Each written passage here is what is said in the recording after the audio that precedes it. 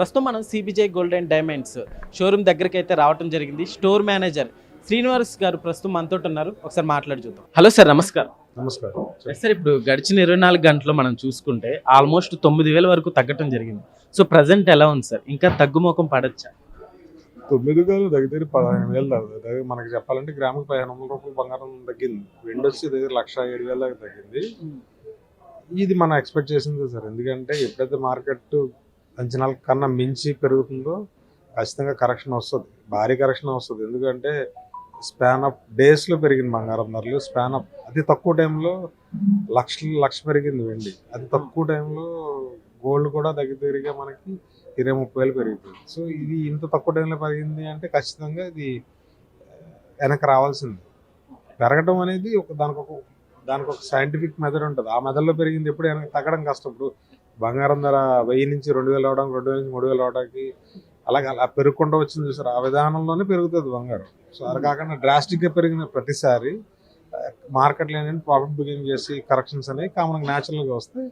అలాంటిదే మనకు ఇప్పుడు వచ్చింది. దీనికి రావడానికి కారణం ఈ మార్కెట్లో ఉన్న ఒక ఆర్టిఫిషియల్ డిమాండ్ అనుకోండి, ఏదన్నా అనుకోండి, దానివల్ల భూమి అనుకోండి, రకరకాల ఫ్యాక్టర్స్, సంబంధం ఉన్న వాళ్ళు లేని వాళ్ళు అందరూ లేని వస్తువు కోసం ఎగబడటం, దానివల్ల పెరిగింది. ఇలాంటి టైంలో చాలామంది ఇన్వెస్టర్స్ లాంగ్ టర్మ్ ఎప్పుడు ఇన్వెస్ట్ చేసిన వాళ్ళందరూ ఏం చేస్తారు, ఎగ్జిట్ అయిపోతుంది. మంచి రేట్ ఇది. ఈ రేట్ ఎవరు ఊహించింది కాదు కదా. గోల్డ్ వచ్చి 1,80,000 వెళ్ళిపోతుంది, సిల్వర్ వచ్చి 4 లక్షలకి వెళ్ళిపోద్ది అని ఎవరు ఊహించింది కాదు. సో ఈ రేట్ వచ్చిందంటే వాళ్ళకి మంచి అలా 1,00,000 రూపాయల రేట్లో కొని ఉండొచ్చు, 70,000 రేట్లో కొని ఉండొచ్చు.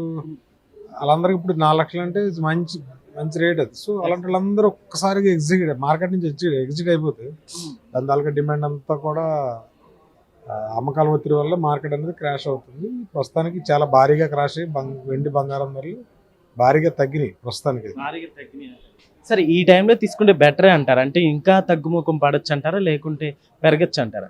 ఈ మార్కెట్లో పెరుగుదల ఎంత ఉంటుందో తగ్గుదల కూడా అలాగే ఉంటుంది. సో తగ్గుదల అనేది ఒక పీరియడ్ ఆఫ్ టైం ఉంటుంది, పెరుగుదల అనేది ఎక్కువ కాలం ఉంటుంది.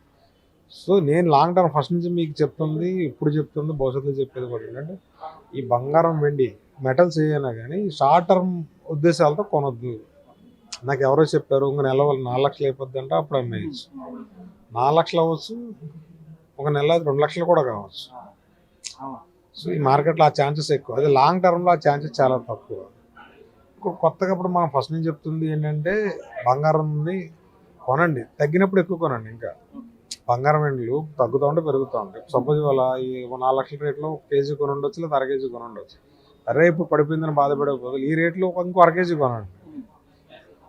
సో భవిష్యత్తులో పెరిగినప్పుడు నీకు ఇక్కడ ఏదైతే పోయింది అనుకున్నా అది అక్కడ తీసుకొస్తుంది. సో ఒకేసారి ఇన్వెస్ట్ చేయడం బదులు దాన్ని స్ప్లిట్ చేసుకుని రకరకాల నెలల వైజ్ అవ్వచ్చు, మంత్లీ అవ్వచ్చు, లేదంటే 2 మంత్స్కి ఒకసారి, 3 మంత్స్కి ఒకసారి ఆ రేట్ వేసి తగిన బట్టి మీరు ఇన్వెస్ట్ చేసుకోండి. తగ్గినప్పుడు ఎక్కువ ఇన్వెస్ట్ చేయండి, పెరిగినప్పుడు చూసి ఇన్వెస్ట్ చేసుకోండి. సో దాన్ని యావరేజ్ చేసుకుంటే లాంగ్ టర్మ్ చూసుకోవాలి. లాంగ్ టర్మ్ అంటే పూర్వం బంగారానికి 2-3 ఇయర్స్, 4 ఇయర్స్, 5 ఇయర్స్ చెప్పారు. ఇప్పుడు మినిమం 3 ఇయర్స్ మార్కెట్లో ఉండగలిగితేనే ఇన్వెస్ట్ చేయండి. ఎందుకంటే ఇప్పుడు మన పెరిగింది, ఇవాళ తగ్గింది, మళ్ళీ 20-30 రోజులు పెరుగుతుంది. ఈ పేషెన్స్ లేకపోతే ఈ మెటల్ మార్కెట్లో మనం సస్టైన్ అవ్వడం చాలా కష్టం. బంగారం మనం చూసుకుంటే బంగారంతో పాటు సిల్వర్ కూడా అట్లానే పోటాపోటీకి వెళ్ళి అది కూడా కాస్త డౌన్ అవటం జరిగింది. సో దాని గురించి ఈ సిల్వర్ అంతే సార్, సిల్వర్ మార్కెట్ అంతే, డ్రాస్టిక్గా పెరుగుద్ది, డ్రాస్టిక్గా పడిపోతుంది. ఒకప్పుడు ఇదే సిల్వర్ రేటు 40,000 ఉన్నప్పుడు 1,00,000కి వెళ్ళిపోయింది స్పాన్ ఆఫ్ 30 డేస్లో. తిరిగి నెక్స్ట్ 30 డేస్లో తిరిగి అది మళ్ళీ 50,000కి వస్తుంది. అంటే 100 అది ఎంత పెరిగిందో అంత తగ్గిపోయింది.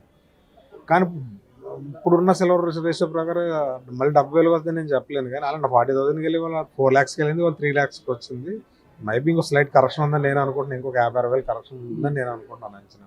సరే, ఈ పరిణామంలో అంటే తగ్గుముఖం పడింది, పెరిగి అనే ఈ సిచ్యువేషన్స్ లో సేల్స్ ఎలా నడుస్తుంది, కస్టమర్స్ ఎలా ఉన్నారు? కస్టమర్ పర్సెప్షన్ ఎప్పుడు మార్కెట్ పెరుగుతుంది అంటే ఆందోళన ఉంటుంది, తగ్గుతుంది అంటే రిలాక్స్ అవుతాడు. సో అతను రిలాక్స్ అయినప్పుడు షాపుల మీద అంత ప్రెజర్ ఉండదు.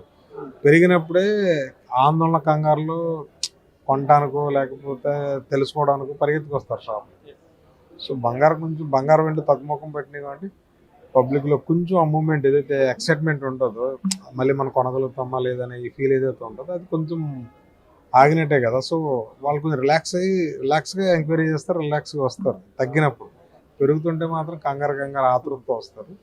అంతే తప్ప కొనుగోలు మీద ఒక పెద్ద ఎఫెక్ట్ ఏమి ఉండదు.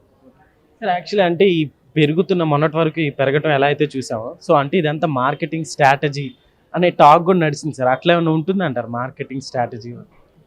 ఎవడన్నా స్ట్రాటజీ చేసి నష్టపోతాడా సార్? ఎవడన్నా స్ట్రాటజీ అనుకుందాం, ఎవడన్నా నష్టపోతున్నా ఆయన 5 లక్షల కోట్లు పోయినాయి. ఎవరు పోయినాయి అంటారు? 5 లక్షల కోట్లు ఈ మన కేవలం బంగారం ధర వెండి తగ్గడం వల్ల 5 లక్షల కోట్ల రూపాయలు పోయినాయి. ఎవరైపోయాయంటే మీరు అన్న ప్రకారం స్ట్రాటజీ చేసాడు అనుకుంటున్నాం. సో ఏముండదు సార్, ఇదంతా నేను నీలాంటి మనిషినే. సో నాకు ఎంత డిమాండ్ ఉందో అంతే కొనుక్కుంటాను. నా దగ్గర డబ్బులు ఉన్నాయి కదా అని మార్కెట్ ఏదో చేయాలని అలాంటి వస్తువు కాదు వెండి బంగారం. అలా చేయాలనుకున్నా మనం అంతంత డబ్బులు ఎంతమంది దగ్గర ఉంటాయి? ఒక నగరంలో ఎంతమంది దగ్గర ఉంటాయి డబ్బులు? ఒక నగరంలో వెండి కొనాలంటే కేజీ 4 లక్షలు అండి. నువ్వు టన్ను పెట్టాలంటే నాకు బోల్డ్ డబ్బులు కావాలి. ఆ టన్ను పెట్టడానికి బోల్డ్ స్థలం కావాలి.